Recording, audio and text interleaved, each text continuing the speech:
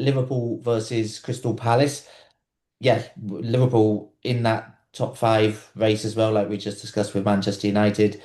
It's one which feels a lot more comfortable for Liverpool now than it did just a couple of weeks ago with Chelsea hitting such poor form. 5 point buffer now to sixth place and coming into it off the back of that Merseyside derby victory. Always great to see a 90th minute winner in the Merseyside derby. Seems to have happened quite a few times over the years. Um, and it was much needed for Liverpool because, we've talked about their form this season, the inconsistency throughout the whole of the season. And then coming into the final straight, there was a lot of questions over their form. So, Ben, huge victory for them and coming in a sort of manner which could give a huge lift to the team. Yeah, I remember in the Everton section, Barney, Oliver mentioned Van Dijk's 100th minute winner, and I saw a tiny little smirk etched across your face. Like, okay, he wants to say something here, but he'll wait until the Liverpool section. But yeah, you mentioned there's so many. Of course, this season, Liverpool have been on the receiving end of so many 90th minute goals against them. But then, like you say, for the derbies, I think I saw a stat. It's now they've scored six 90th minute winners against Everton in the Premier League. And that's that. Yeah, that's just one for you, Barney. Yeah, it's the Love to any see it. Love teams to hear it.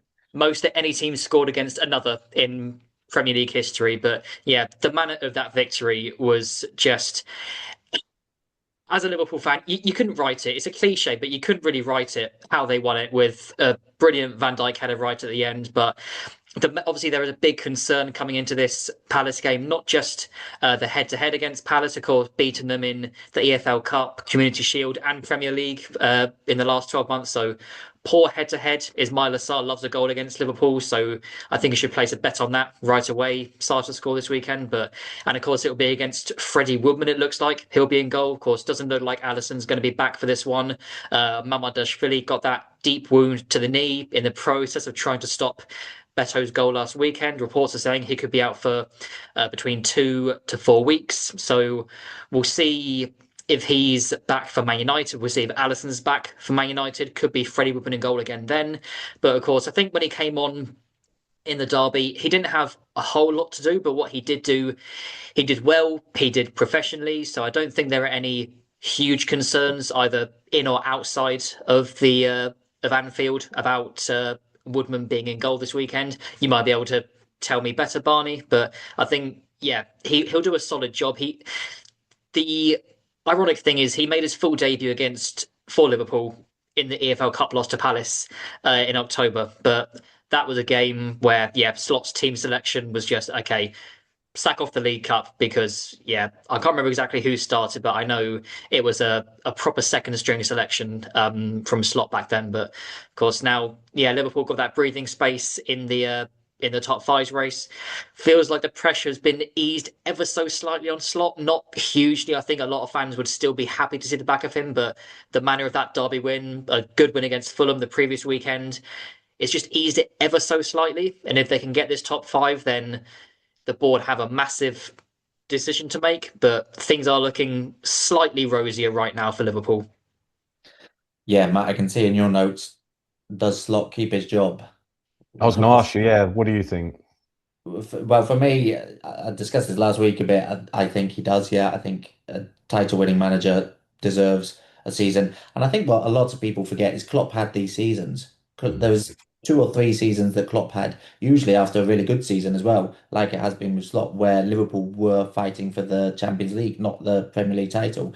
The thinking behind the Klopp era, because most of the time it was great and Liverpool were playing good football, getting unbelievable points hauls, and second only to Pep Guardiola's Man City, who for me are the best team that English football has ever seen. I think that Klopp Liverpool team is better than a lot of previous title-winning Premier League teams. They just came up against an even better team in that Guardiola era. So that is the abiding memories of the Klopp era. But there were seasons like this where it was all about Champions League qualification. There was underwhelming performances.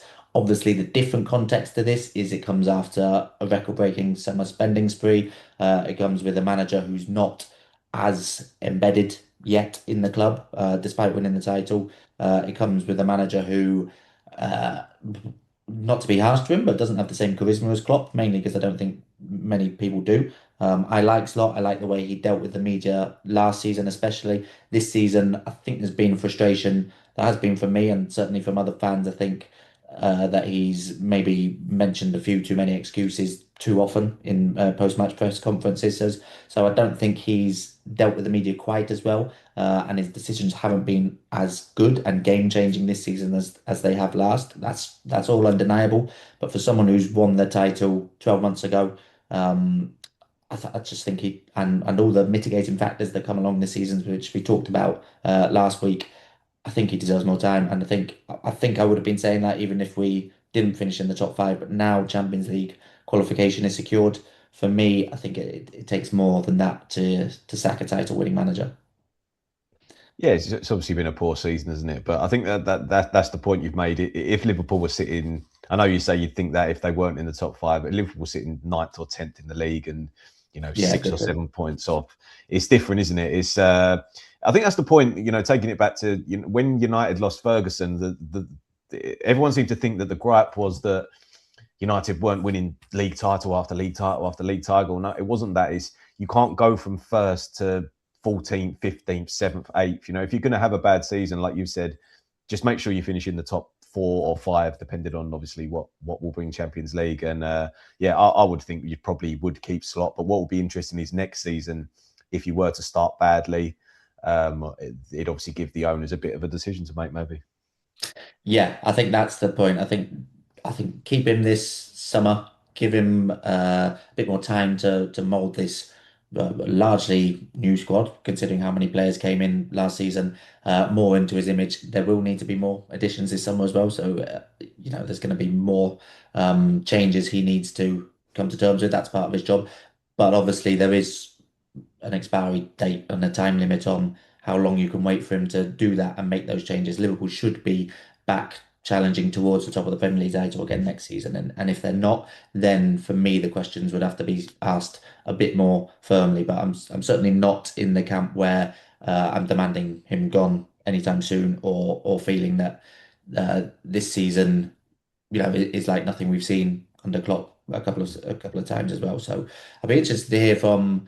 I don't mean this disrespectfully to Man United, but the Arsenal and Man City fans in terms of title race. Uh, whether Slot being in charge of Liverpool, you'd be happy with that, or would you be more wary if they went out and got a Xabi Alonso or a different manager? Oliver, if you want to jump in on that.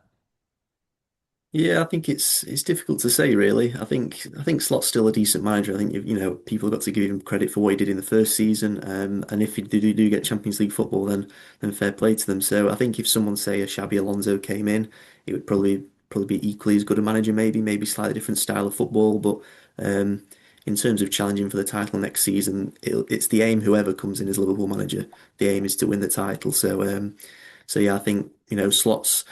The main thing for Slot now is to get Champions League football, and it looks like they will do. Getting a win against Crystal Palace now would possibly cement that as well.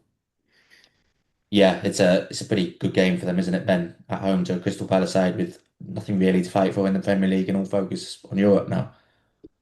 So yeah, we spoke there in the previous section about, Palace made several changes for that West Ham game off the back of their inconsequential loss to Fiorentina. They should have, or they might have one eye on that Shakhtar semi-final upcoming. But you were talking there about, from an Arsenal fan's perspective, which if Slot was in charge of Liverpool, would I be worried? I'd honestly be worried if Glasner was in charge because the man just wins trophies. He won the Europa League with Frankfurt. He's won the Community Shield, the FA Cup, could also win the Conference League with Crystal Palace. No disrespect to Crystal Palace, but 3 trophies in a year with Crystal Palace is just, even saying it just doesn't seem like it should be true, but it is. So I think he's maybe still a bit of an underrated manager, Oliver Glasner. Just that trophy winning experience is just, you just can't question it.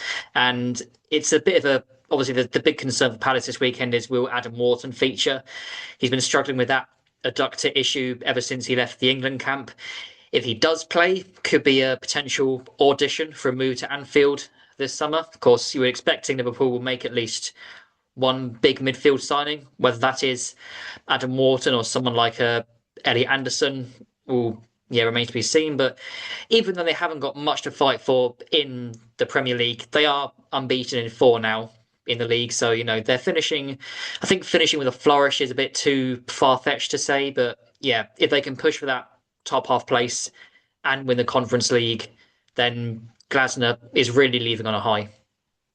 Yeah, he is, and we shouldn't forget what a great job he's done during these final weeks of the season because he's transformed that club into a trophy-winning club, as you just touched upon.